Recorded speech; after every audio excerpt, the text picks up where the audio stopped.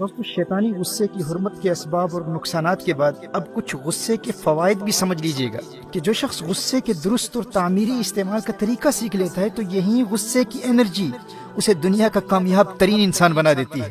ایسا غصے والا غسیلا شخص مجھے بہت پیارا لگتا ہے۔ تم کو آتا ہے پیار پہ غصہ، مجھ کو غصے پہ پیار آتا ہے۔ بھائی مبارک ہو اسے جسے بہت غصہ آتا ہے، تم تو بہت آسانی سے زندگی کے ہر شعبے میں کامیابی حاصل کر سکتے ہو۔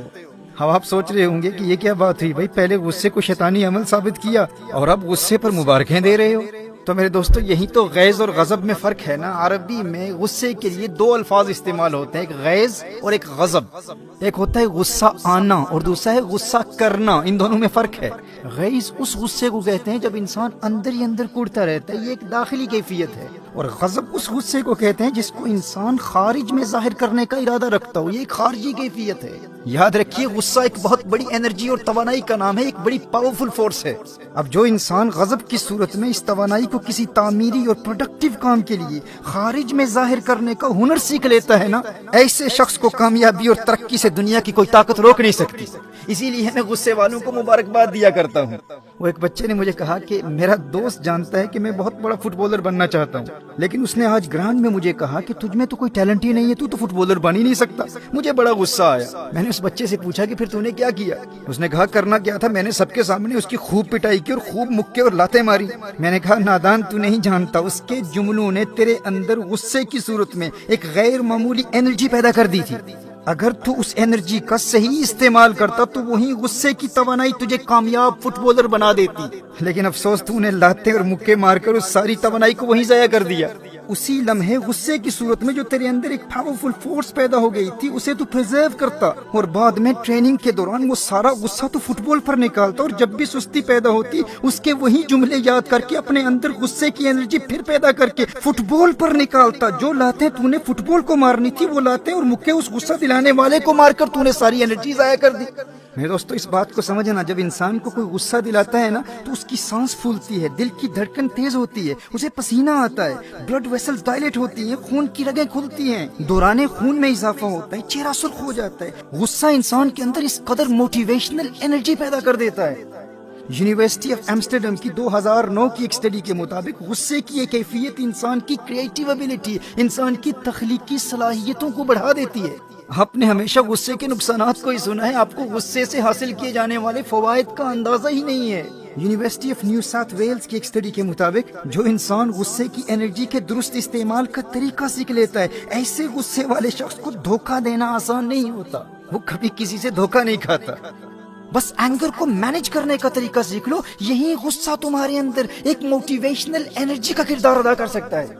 جس طرح پیاس پیاسے کو پانی تلاش کرنے کے لیے موٹیویشن دیتی ہے، بھوک بھوکے کو کھانا تلاش کرنے کے لیے موٹیویٹ کرتی ہے، عین اسی طرح غصہ انسان کے اندر اس کے گول کو اچیو کرنے کی غیر معمولی موٹیویشن پیدا کر سکتا ہے۔ بڑے مقاصد والا انسان، بڑے اہداف والا انسان، بڑی ڈریم والا انسان اپنا سارا غصہ اپنے گول پر نکالتا ہے اور غصے کی توانائی کے ذریعے اپنے گولز اور اپنے مقاصد کو اچیو کرتا ہے۔ لیکن جن کی زندگی کا کوئی مقصد ہی نہیں ہوتا، کوئی گول ہی نہیں ہوتا، انہیں بھی غصہ کہیں نہ کہیں تو نکالنا ہوتا ہے نا، تو پھر وہ اسی پر نکالتا ہے جو اسے غصہ دلاتا ہے، کیونکہ مقصد پر نکالنے کے لیے مقصد ہے ہی نہیں زندگی کا، جس کے نتیجے میں قتل ہوتے ہیں، دشمنیاں پیدا ہوتی ہیں، لوگ جیلوں میں چلے جاتے ہیں۔ جائیے پریزنز میں جا کر دیکھیے، جیلوں میں جا کر دیکھیے، بڑے بڑے ذہین اور علم والے لوگ 20 30 سالوں سے جیلوں میں اپنی زندگی برباد کر رہے ہیں۔ ان کی لائف سٹوری ان سے پوچھیے، چونکہ زندگی میں کوئی بڑا گول ہی نہیں تھا، کسی نے ایک لمحے کے لیے غصہ دلایا، غصے کو مینج کرنے کا وہ طریقہ نہیں جانتے تھے اور غصے کو استعمال کرنے کے لیے ان کی زندگی کا کوئی مقصد اور ہدف تھا ہی نہیں، تو انہوں نے کیا کیا، اپنا غصہ اسی پر نکال دیا، اس شخص کو زخمی کر دیا، اسے قتل کر دیا اور اپنی ساری زندگی برباد کر دی۔ وہ ایک لمحے کی خطا تھی، وہ وقت بھی دیکھا ہے تاریخ کی گھڑیوں نے، لمحوں نے خطا کی تھی، صدیوں نے سزا پائی۔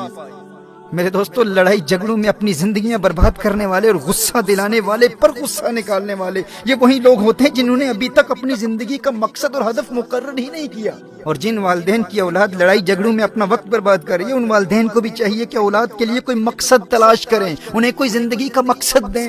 کم از کم اپنی اولاد کے لیے آپ اتنا تو کر سکتے ہیں نا، آپ کے بچے انرجی سے بھرے ہوئے ہیں اور وہ انرجی انہوں نے کسی چیز پر نکالنی ہے. اگر آپ انہیں زندگی میں مقصد نہیں دیں گے تو وہ کرمنل بنیں گے اور وہ اپنی وہ انرجی کرائم پر اور لڑائی جھگڑوں اور فسادات میں نکالیں گے. اور جس خوش قسمت انسان کو زندگی میں واضح مقصد مل جاتا ہے اور وہ اپنے مقصد کو تلاش کر لیتا ہے، اسے تو اس بات کا خوف لاحق ہوتا ہے کہ کہیں میں غافل نہ ہو جاؤں، کہیں سست نہ ہو جاؤں. وہ تو مواقع کی تلاش میں ہوتا ہے کہ کوئی غصہ دلائے اور میں اس غصہ دلانے والے کا شکریہ ادا کرتے ہوئے اس غصے کو اپنے مقصد پر نکالوں.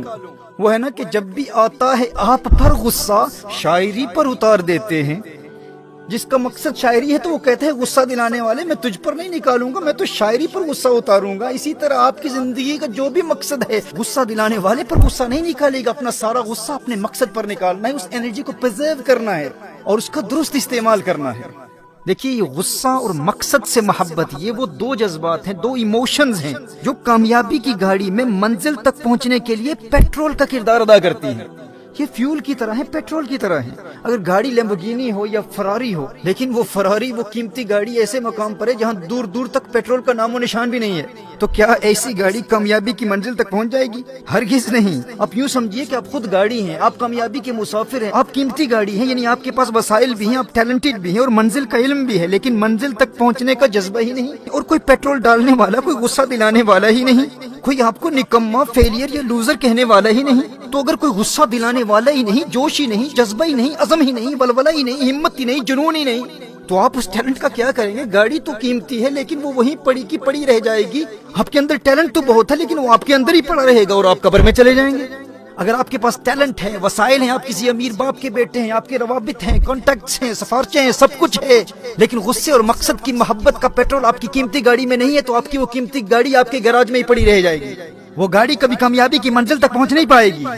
لیکن اگر گاڑی پرانی ہے اور خراب بھی ہے، یعنی انسان غریب ہے، وسائل بھی نہیں اور زیادہ ٹیلنٹ بھی نہیں، لیکن پیٹرول بہت ہے، فیول بہت ہے، کامیابی سے محبت ہے، اپنے مقصد سے محبت ہے، اپنے گول سے شدید محبت ہے، غصہ بھی ہے اور غصہ دلانے والے بھی بہت ہیں، پیٹرول ڈالنے والے بھی بہت ہیں، جو بار بار تانے دے کر ہمارے باطن میں آگ لگاتے ہیں نا، ارے تو نکما ہے، تیرے خاندان میں کوئی کامیاب نہیں ہوا، تو اپنا فیملی بیک گراؤنڈ دیکھ، اپنے آپ کو دیکھ، اپنا منہ دیکھ، تو کیسے کامیاب ہو سکتا ہے؟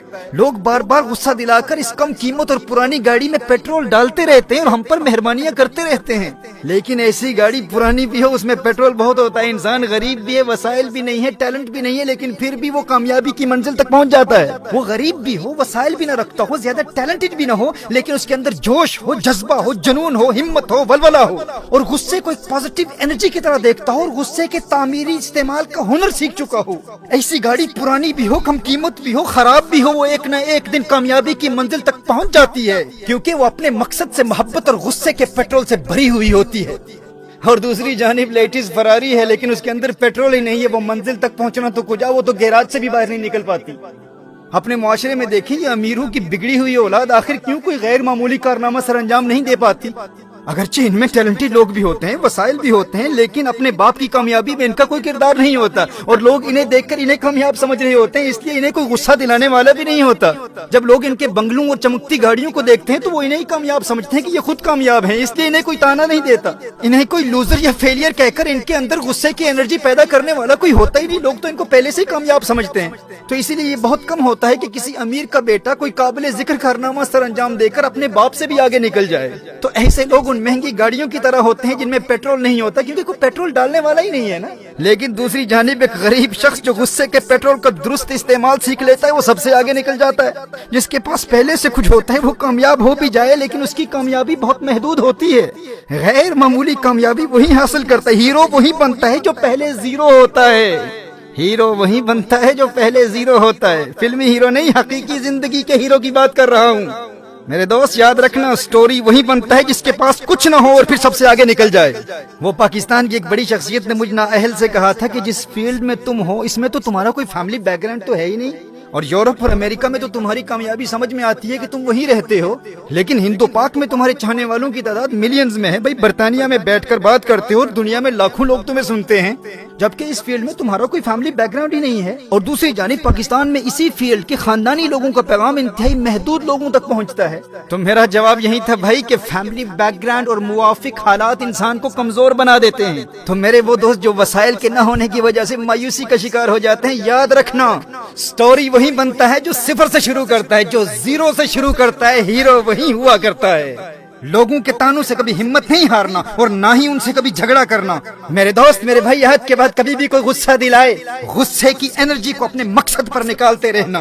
किसी अमीर के तानों से तेरे आज़म और हौसले में हरगिज कमजोरी पैदा ना हो। अमीर बाप की कमाई पर अय्याशी करने वाली बिगड़ी हुई औलाद की किसी महंगी गाड़ी को देखकर कभी मरूब नहीं होना तूने। ये कोई कामयाबी नहीं है, उन्हें कभी कामयाब न समझ लेना। तुझे तेरी ताकत का अंदाजा नहीं है, उनकी औकात क्या है तेरे आगे। तू तो जीरो से शुरू करने वाला है, हीरो तू ही बनेगा। ताना देने वाले से कहना कामयाबी किसी के बाप की जागीर नहीं है, तू क्या है अब देख बेटा, तेरे बाप से भी आगे निकल कर दिखाऊंगा। मेरे दोस्त मेरे भाई, अहद के बाद कभी भी कोई गुस्सा दिलाए तो उस गुस्से को उस गुस्सा दिलाने वाले पर नहीं, अपनी मंजिल, अपने मकसद और अपने गोल पर निकालना। और जब वो मंजिल मिल जाए तो रुकना नहीं है, आगे बढ़ना है, नई मंजिल तलाश करनी है। और जब वो मंजिल मिल जाए तो एक और मंजिल मुकर्रर करना, फिर नई मंजिल, फिर नई मंजिल, फिर नई मंजिल। और दुनिया की कोई ताकत तेरी नई मंजिलों की तलाश और उनके हुसूल के सफर को रोक नहीं सकती। मंजिल से आगे बढ़कर मंजिल तलाश कर, मिल जाए तुझको दरिया तो समंदर तलाश कर। सजदों से तेरे क्या हुआ, सदियां गुजर गई, दुनिया तेरी बदल दे वो सजदा तलाश कर। ईमान तेरा लुट गया रहज़न के हाथों से, ईमान तेरा बचा ले वो रहबर तलाश कर। हर शख्स जल रहा है अदावत की आग में, इस आग को बुझा दे वो पानी तलाश कर। हर शीशा टूट जाता है पत्थर की चोट से, पत्थर ही टूट जाए वो शीशा तलाश कर। गुस्से वालों को एक मर्तबा फिर मुबारक देता हूँ, मुबारक हो तुम्हें। बस याद रहे ये गुस्सा पेट्रोल है, पेट्रोल। इसको गाड़ी पर डालकर एक माचिस से गाड़ी को जलाया भी जा सकता है, और गुस्से के पेट्रोल को गाड़ी में डालकर कामयाबी की मंजिल तक पहुंचाया भी जा सकता है। फिर मुबारक देता हूँ गुस्से वालों, तुम्हें मुबारक हो। बस मुस्बत और तामीरी इस्तेमाल का हुनर सीख लो।